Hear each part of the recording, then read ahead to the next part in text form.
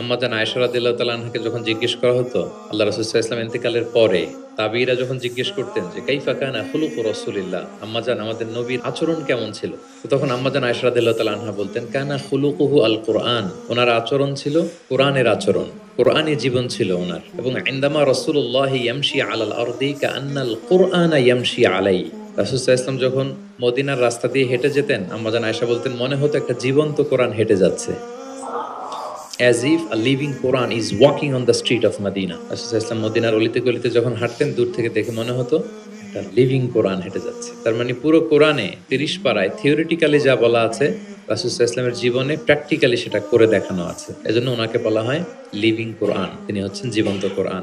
এবং এই কোরআনকে রিসিভ করতে যেয়ে তিনি অনেক কষ্ট সহ্য করেছেন, আমরা জানি। তিনি কোরআনের ভার বহন করেছেন। কোরআন কিন্তু খুব হেভি একটা বাণী, যেন তেন কোনো কথা নয়, এটা আল্লাহর কালাম। এজন্য আল্লাহ তাআলা বলছেন ইন্না সানুলকি আলাইকা কওলান সাকিলা, নবী হে আমি খুব ভারী হেভি ওয়েট বাণী আপনার কাছে নাজিল করতেছি। এটা সাধারণ বাণী না। ওটের উপর বসে থাকা অবস্থায় যখন রাসূল সাল্লাল্লাহু আলাইহি ওয়াসাল্লামের উপর কোরআন নাজিল হতো, ওট মুহূর্তের মধ্যে দাঁড়ানো থেকে বসে যেত, ভার সহ্য করতে না পেরে।